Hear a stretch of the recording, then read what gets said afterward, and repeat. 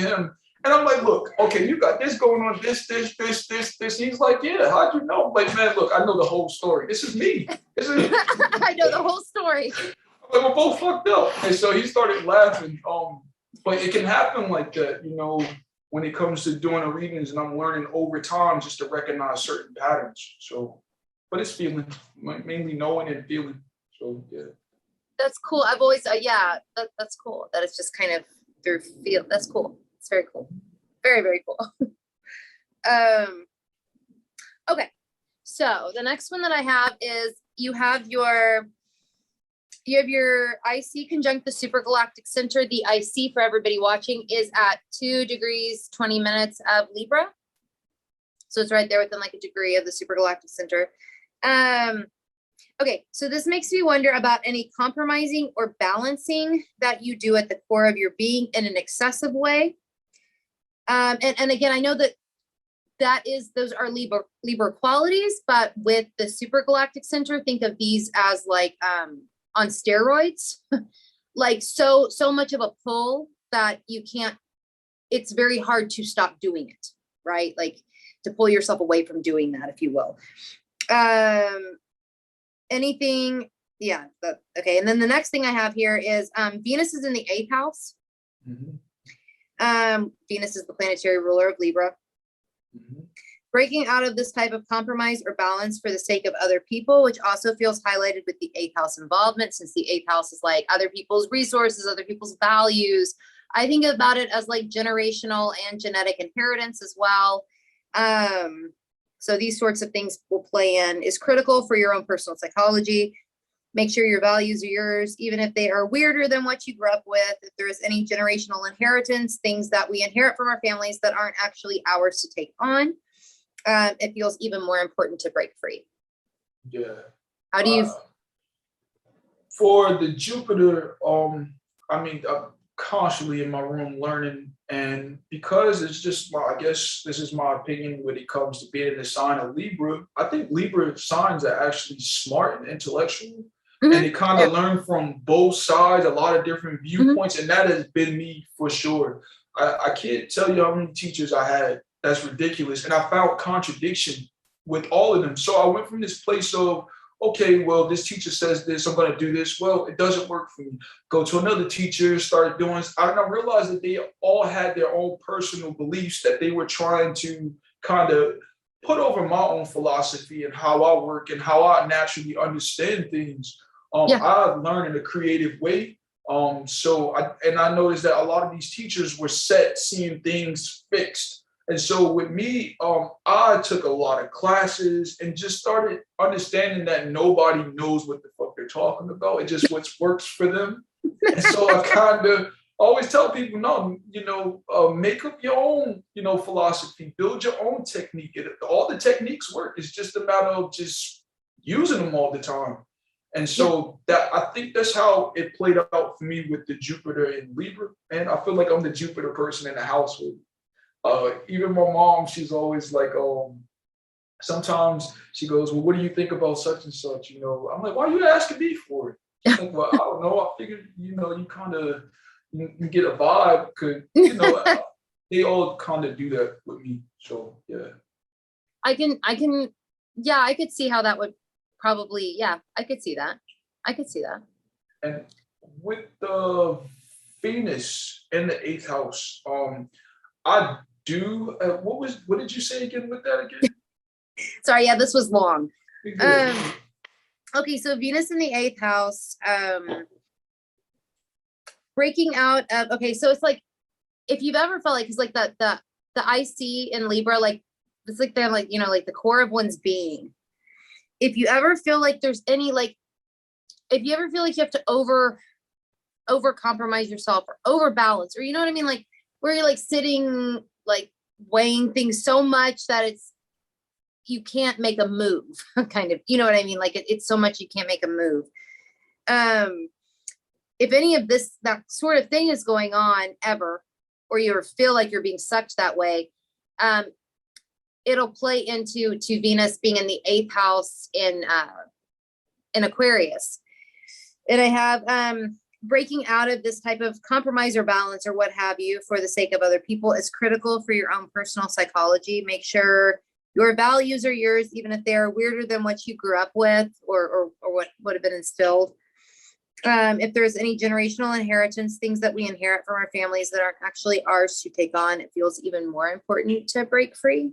I feel like that's me. Like like the way how you said that, I never thought of it like that. But I am breaking away from like tradition and stuff like that. I'm not a traditional type of guy at all. So the whole the what you said about the values is true, and of course, with it being in the sign of Aquarius, I am the type of person where I always tell people, "Oh, I'm nothing like my family, and I don't think I want to be like them." And what I have to do with the GC, I feel like the GC is kind of helping me in that way to kind of build my own beliefs and build my own unique expression, and that's going to require me to not do what's traditional, and try a different approach, and which I'm having. There are times where I'm having a hard time with that because even with me making those blog posts and doing all of those inspirational things, channeling, a lot of people, they don't like it. They call it weird or they just can't understand me. They're like, I get backlash a lot for it. And it's because I had a friend who told me, I just don't understand you. And so I was like, you know what? Thank you. I'm glad that you said that. I felt that within your soul. It was like, I don't get it. I don't understand you, man. So yeah. Yes, and I do, yeah, and I do think that is with like, GC contacts or other galactic contacts. I think that is kind of a thing. It's not understood by everybody, and also it might be understood later by people, but not understood now. That's true. I read that in that blog with you and that astrology guy. I like that. I really did like that. Yeah. And I think I never really thought about it quite like that before, but then when he said, I'm like, yeah, like, yeah. That is so it's like true. Yeah. People have to catch up. That's true. It's true. Actually, like 3 days ago, and it's funny because I have a couple of uncles, and one of them I had a decent conversation with, and I was surprised. He's a son of Aries, and he's like, I've been, looking at what you've been talking about. And he was like, man, you say some profound things. And he's like, for instance, I got a girlfriend. He's about to get married. And he's like, she's different. She gets me into the meditation stuff. And, he says something different than what I'm used to. He was like, but what you're saying, like the stuff that you say, I think about as far as, he's like, you just have a different vibration. I'm like, vibration? When you start using words like that, man? You probably do. He's, yeah. But it was interesting to see him like kind of mention that. So yeah. He's catching up. Yeah. And it's kind of like a feeling of finally, when that happens, it's like Mm-hmm. Yeah, definitely. I like that. You also have, and this is something else that he mentioned in that interview, and this is something that I have not looked into that much, but I will point it out. Your Venus is actually conjunct Cygnus X1. What's that? This is it's a stellar black hole. That is about that's about what I know about it right now. There is more. I haven't gone into, I need to go into the science of it. But I did want to point it out because this is at 13 Aquarius and your Venus is at 13 Aquarius. So it's right on it. So if you're interested in researching, you might have fun researching this. Definitely will. Yeah. So I did want to point that out. Yeah, I think that's kind of cool.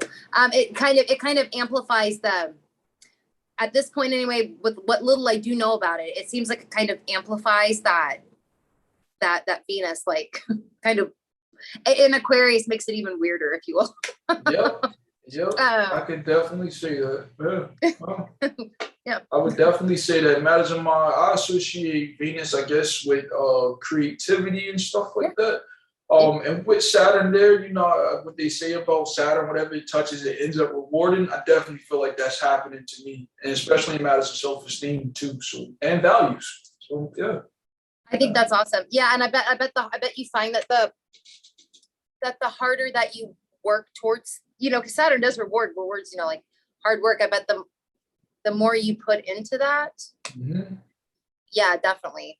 Yeah. And I'm glad you take a positive view of Saturn. I do too. Oh, I hated it. I love it though. I used to say, you know, it's funny. I used to say I hate Capricorns. Now I love them. I'm like, I don't know what happened. I told them, they were like, really? I was like, yeah, I like Capricorns. I don't know why. Now I do. But yeah, I like Saturn. I love Saturn. Yeah, I mean, like, yeah, he can be a little pain in the ass, or a big pain in the ass sometimes. But yeah, he does have a purpose, and it's just nice to hear somebody say something positive. I actually got a Saturn book not too long ago. And I was like, I sent it to a friend. I was like, I don't know why I got this Saturn book. I said, for some reason, I like Saturn. I don't know why, but yeah, I've grown to like Saturn.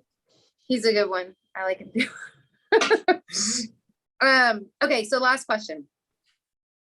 Okay, you have your midheaven. It's at 2 degrees, 20 minutes of Aries. It is conjunct what I'm calling blank space, okay, or whatever opposes the super galactic center. Okay. Don't know what the fuck that is, so I call it blank space. It makes sense to me. I get what you're saying. So, yeah, I mean, it's like, I don't know what it is. I don't. Yeah. So, but I know there's something, because polarity is a thing, right? Like there's polarities everywhere. So there's something there. I just don't know what the fuck it is. Maybe it's nothing. The more I think about it, maybe it really is nothing. Hey, look, maybe you're channeling the GC yourself. So I come up with my own ideologies. Where a friend, I say something to them like, "How do you know that?" I'm like, "I don't know. It just the planet spoke to me. I don't know. It was this. Now it's this. Just accept it." Yeah. Sometimes that's yeah. I understand that too. Okay. So do you ever feel like to become the highest and most idealized version of yourself, and also with things like career, etc., other 10th housey things,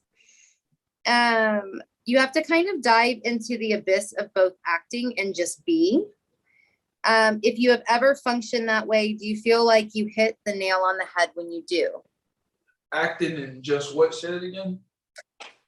Okay, so my theory with the blank space, because you can't, I mean, yours is your midheaven is in Aries, so there is like an Aries energy there, but because it's so close to Pisces, the beginning and the end, if you will, Aries and Pisces, there is a sense of needing to initiate and take action, but at the same time to just be. Yeah. Like not weighing things too much, not sitting around on a fence too much, not criticizing yourself too much even. Just being and just acting. Yeah, I would say so. Do you feel like when you do that, when you function that way, in matters of like career and other things, you know, that are 10th house in nature, do you feel like you do well, like you? I definitely would say that. Yeah, now that I think about it, because the ruler is in my first house. Yes. I feel like, when it comes to starting stuff, I'm the man. Like, I'm the guy. I don't, and the hard part is keeping consistent. But as far as starting it up, yeah, I would say so. When I have a lot of people relying on me, then yeah, I can go all the way. Yeah.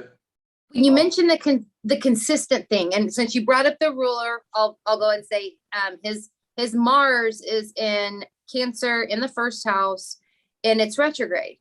Mm-hmm. So it is a more emotional Mars. If you like, okay, like the consistency thing you mentioned, if you're not feeling it, yep. I'm assuming that's when the consistency maybe dies off. Yep. I hate having Mars in Cancer because of that. I'm like, God, where's the fuel that was there when I started it? So yeah. I want to throw this out here. You mentioned about having Mars in Cancer, right? And I know that you're thinking because that's where it is it's in fall, traditionally, right? Mm-hmm. Okay, well, I want to flip this just a little bit. Okay. Because because it's retrograde, and I haven't messed around with this too much with exaltation and fall, but I've definitely messed around with it with retrograde planets in their domicile and domicile and detriment positions. Like, for instance, like Mercury retrograde might actually have an easier time in Sagittarius than it does in Gemini. Okay. I can see what you mean. Yeah. So if we're going along that line of thought, right, and Mars is exalted in Capricorn and fall in Cancer, then perhaps Mars in retrograde might actually function more exalted in Cancer. It can, from my personal experience. And this is crazy because I have a brother that's. I meant to say this. I have a brother that's 2 weeks older than me. So even though he doesn't have the GC, I try to look. He does have like Mars and Cancer, some of the similar places. He's a Venus and Capricorn. So with I can say about Mars and retrograde is the failures that I have had with it. I'm learning over time, and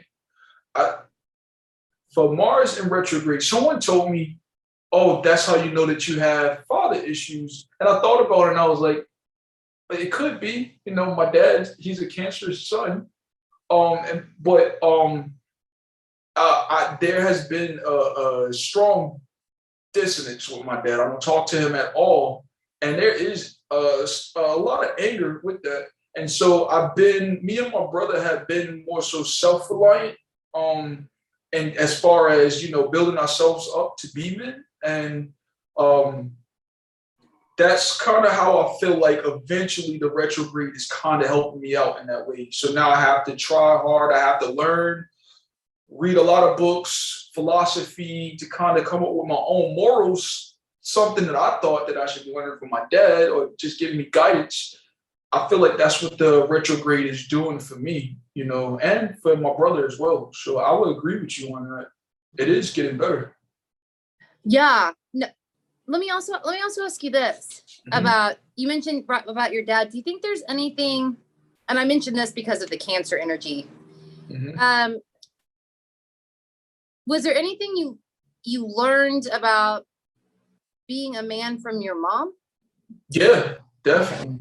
Yeah, I did. Actually, my mom is actually what would I call my mom? She's sort of kind of, because she's an Aries. She's an Aries sun. So Mars ruler in the first house, my 10th house being, in Aries. So I feel like my mom kind of compensates for that. So for me, so I would say my mom kind of plays that role, telling me, okay, go here. And I'm like, God, I don't want to work there. Like, she always did that, but I still listen to her. And it has put me always in the space of being secure. So I can say that, from my mom's guidance, definitely, for sure. I almost wonder if and I know this wouldn't play, I know just for everybody watching, I know this won't play out for everybody having Mars retrograde in Cancer in the first house even, but it does what you're saying. I do wonder here if like the retrograde motion even plays into that with your mom somewhat, because it is a little, Mars is very masculine, right? And it's retrograded here. So it's almost like, not that that doesn't make you masculine, but perhaps that the guidance that you got may not have been as traditionally masculine, if you will. Yeah. I agree. I say so. Yeah, pretty much. I think that's all. This was cool. This was cool. This was fast. Oh. Yes, it was. I kind of rehearsed it, like I was going throughout the day walking. And I'm like, all right, but how should I answer that question? I don't know. I never thought of it like that.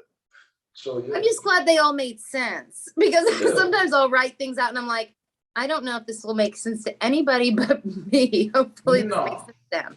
I felt your vibe anyway, and I was like, okay, we'll play it on like a regular conversation, so yeah. Thank you for having me on. Sure. Thank you for being here. And do you want to share, you mentioned that there are places that you can be found. Yes, you can find me on KJ Kier Meta Coach. That's KJ, Kier, Kier, Meta Coach, Coach,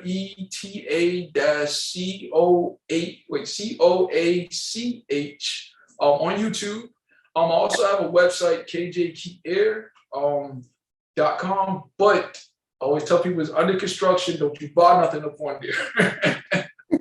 But you can email me also at Kier, Kier Johnson, JOHNSON, number 7 at gmail.com. So for services or just to reach out to talk to somebody. So yeah. I will make sure to put those in the description box below so y'all can find them. Oh.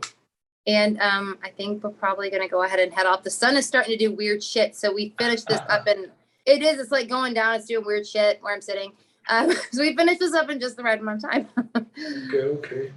But I will see all of y'all later.